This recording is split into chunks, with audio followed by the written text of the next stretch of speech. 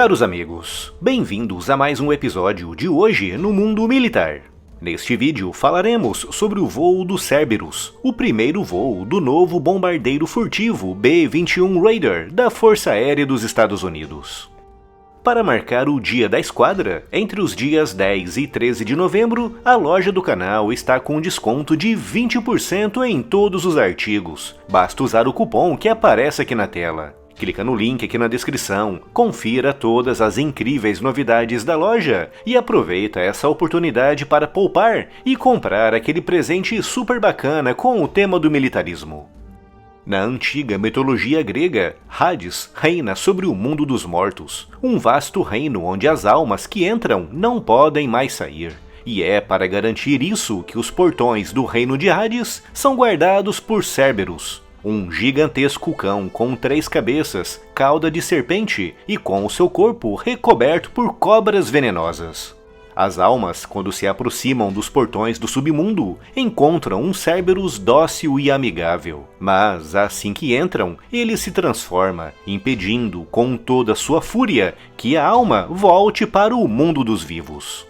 E foi esse nome, Cerberus, que a Força Aérea dos Estados Unidos escolheu para batizar o seu primeiro bombardeiro B-21 Raider, a mais nova aeronave furtiva que promete, no futuro, substituir o B-2 Spirit e o B-1B Lancer.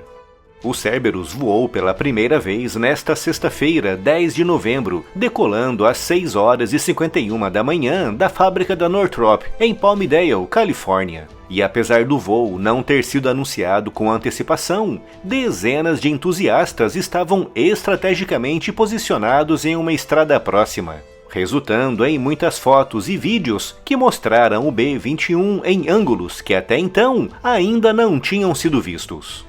Horas depois, a Força Aérea dos Estados Unidos divulgou uma nota, dizendo que o bombardeiro estava em testes pela 412ª Test Wing, um destacamento da Força Aérea que, como o nome indica, é responsável por testar as novas aeronaves norte-americanas. Recentemente, o B-21 tinha sido visto realizando uma série de testes em terra, como taxiamento pela pista, um procedimento reconhecido como preliminar para um teste de voo iminente, levando muitos entusiastas a acamparem em Palmdale. Um esforço que compensou nesta sexta com o primeiro voo do Cerberus. E entre várias fotos e vídeos, o que foi que descobrimos sobre o novo bombardeiro furtivo da Força Aérea dos Estados Unidos?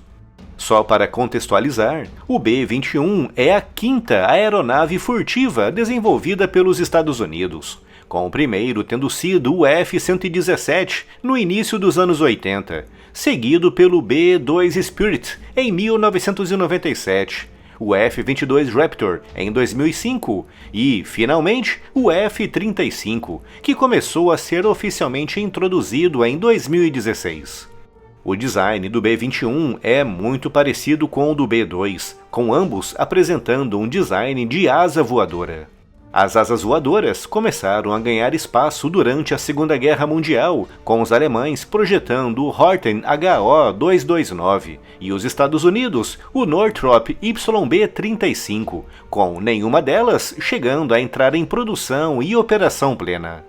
Na segunda metade do século XX, continuou a haver algum interesse nesse tipo de design, mas o rápido desenvolvimento dos bombardeiros supersônicos acabou paralisando o avanço de aeronaves desse tipo, com o interesse retornando apenas nos anos 80, com os engenheiros da Northrop vendo no design de asa voadora um grande potencial para o voo furtivo. Como o perfil de uma asa voadora é muito mais limpo do que o perfil de uma aeronave com um desenho mais tradicional, com a asa voadora dispensando elementos como estabilizador vertical, resulta em uma aeronave muito mais discreta aos radares, com menos superfícies planas para refletir as ondas de radar. O B-2 foi a primeira aeronave no estilo asa voadora a entrar em operação, englobando, além desse design mais discreto, elementos tecnológicos de furtividade muito avançados, como materiais para absorção das ondas eletromagnéticas e um amplo conjunto de tecnologias de guerra eletrônica que afetam ativamente os sistemas inimigos de detecção e acompanhamento de alvos. O resultado, de acordo com os Estados Unidos, foi a aeronave com o nível mais elevado de furtividade do mundo, um esforço que teve o seu custo, com cada bombardeiro B-2 saindo por cerca de $1 bilhão. Além de um custo absurdo de fabricação, o custo de operação também é muito elevado, com cada hora de voo saindo por $65 mil. Apesar do B-2 não ter concorrente no mundo, com nenhum outro país sequer chegando perto em termos tecnológicos, os elevados custos de manutenção e operação e o aparecimento de novas tecnologias de furtividade levaram os Estados Unidos a avançarem com o programa do seu sucessor, um programa que começou em 2015, com o primeiro voo decorrendo 8 anos depois.